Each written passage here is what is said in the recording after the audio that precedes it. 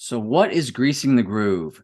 Greasing the groove means you perform the exercise movements, but you do not go to failure in your sets. It is a decrease in intensity, but an increase in frequency.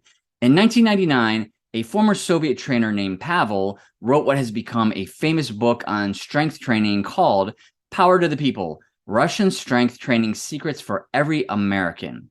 In the book, Pavel said a common idea in weightlifting is that you should lift until you can't do another rep, purposely damaging muscle tissues so they grow back bigger. But muscle failure is more than unnecessary. It is counterproductive.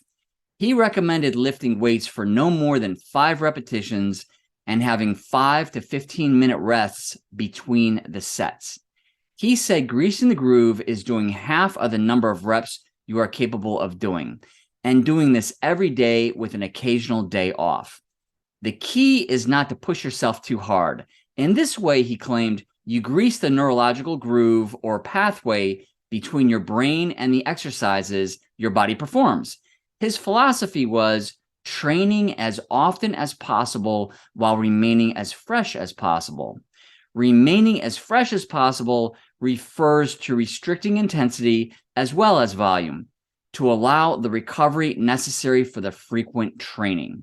So if you research greasing the groove online, you will see many people in the fitness industry have many different opinions on how to implement and execute greasing the groove into your workouts. Their advice is literally all over the place. Some folks say you should only go to 50% effort on your sets. Some say you should go 40 to 80% effort on your sets. Some people say you should wait 40 to 60 minutes between your sets and do 6 sets per day, dispersing the sets throughout your day. Some folks say greasing the groove is good for building strength, but not good for building muscle. And others say it's good for building both muscle and strength. So as you can see, the advice for greasing the groove in the fitness industry is literally all over the place. And this could lead some to being confused on the issue for sure. So I'm going to give you my personal experience with greasing the groove over the past couple of months, because the one thing everyone does agree on with greasing the groove is that you do not go to failure on your sets, and this keeps you fresher in general. This everyone does agree on. So I currently do my full body exercise routines in the 40 to 80% effort range, and I consider that to be greasing the groove, as I will typically do my full body weight exercise routines 2 days in a row, and the third day will be cardio. And I feel very fresh, so to speak, on those days, while I'm doing my routines. I do not experience any soreness. I don't wait 5 to 15 minutes between sets because I don't have time for that. And I don't think many people do. I do different exercises every 1 to 2 minutes or so. Therefore, I don't hit the same body parts or exercise for at least 5 minutes, which is what Pavel recommends. I'll do something like pull-ups, and then I'll walk, for 1 or 2 minutes. And then later I'll do some push-ups, and then I'll walk for about 1 to 2 minutes. And then later, I'll do some body weight squats, and then I'll walk for 1 or 2 minutes, and I'll get back to pull-ups again. Something like this. So I actually do rest the specific body parts for over 5 minutes before I do another set for them. But I just add 2 other sets for 2 other body parts between the 2 sets of pull-ups, if that makes sense. It is not exactly what Pavel recommends, as he says to focus on 1 or 2 specific exercises. But I got to tell you, this has been working really well for me, and I love it. I kind of, found this particular routine by accident, just by playing around with different routines, and then boom, it just happened. There are many benefits to greasing the groove in your workout, and here are just a few. Number 1, you tend not to overtrain as you don't get sore. You don't dread the soreness of workouts as you never go to failure in your sets. So your workouts tend to be fairly easy, and they're much more fun. This enables more people to stick to the exercise routines versus folks that find the routines to be hard, difficult, and somewhat painful. As you probably already know, only about 20% of people who have gym memberships actually go to the gym. And, I remember 2 friends of mine recently talking about this. One was in their late 40s, and the other was in their early 50s. And they were talking about their specific exercise routines, and they were saying how everything they do hurts their body these days, and their exercise routines make them sore. sore now that they're older. Well, Grease in the Groove solves these problems for sure, as I almost never get sore and I'm 53 years old. Number 2, your general daily quality of life improves because you feel better during the days after your workouts because you don't feel sore. You feel more vitality. Soreness is to be avoided at all costs in these routines, versus having sore legs, trying to get out of your chair or climb stairs after your more intense workout routines.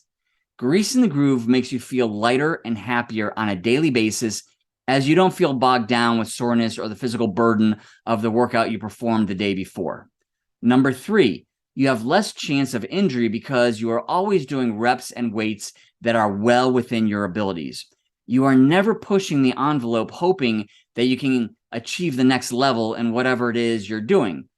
Only when the set is very easy for you to complete do you then increase intensity. So your body adapts to the increase in intensity very easily.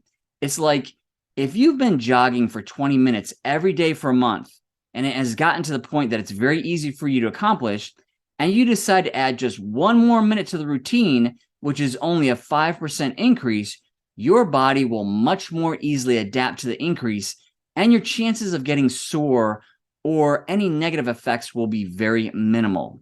Contrast that with saying something like, I can easily do 20-minute jogs now, so I'm going to add another 10 more minutes to my daily jogging routine, which means you just increase your total volume by 50%. And that increase is much harder for your body to adapt to in the short term. This also increases the risk of soreness or even injury. So Grease in the Groove helps prevent injuries as you always remain in somewhat of a fitness comfort zone, even when you increase the intensity. Number 4, you will gain strength, flexibility, and muscle.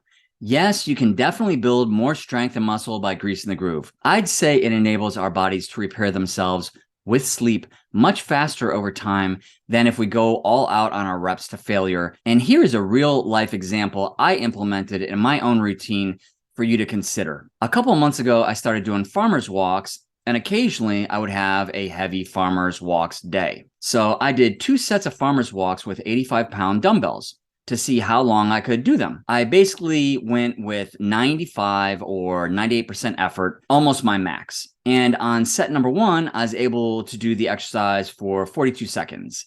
And on set number 2, I was able to do the exercise for 37 seconds, a little bit less. So my time under tension with the farmer's walks was 79 total seconds when you combine the 2 sets. After the 2 sets were completed, I noticed that I became much more tired as my workout progressed, and my form on some of my exercises suffered as I fatigued more and more over time. The 2 sets of farmer's walks to failure drained my reserves to a certain degree. It was very obvious to me going to failure on the 2 exercises helped wear me down faster as I continued my routine. After the workout, I didn't really feel like exercising for about 3 days, as the farmer walks seemed to force my entire body to take longer to recuperate. It literally drained me. So I had an idea. I thought maybe I should grease the groove with farmer's walks as well, even on my heavy days. And I figured I'd do 30-second sets, but I'd do 3 sets instead of 2. And this would actually increase my time under tension for a total of 90 seconds instead of the 79 seconds that I hit with my 2 sets. So that is exactly what I did over a week later. And what I found was that I did not fatigue nearly as much as my routine continued. And the next day, my body felt good. And I just took 1 day off between workouts, just as I had planned. So Grease in the Groove with 3 sets of not going to failure, of me doing maybe only 70 to 80% of my max effort, enabled me to do an additional set and get 11 more seconds of time under tension, or 14% more time under tension with the weights, but I didn't fatigue nearly as much, and my body recovered from the workout at least twice as quickly. Way, way quicker. So Grease in the Groove has become my go-to way of exercising these days. I never go to failure on any set anymore. I make sure I stay in the 40 to 80% effort range, and it has been working out extremely well for me. If you'd like to see a full body workout for beginners that you can perform at home, please click on this video. And if you'd like to see a full body workout for intermediates that you can perform at home, then please click on this video. Thank you so much and have a great day. Bye-bye.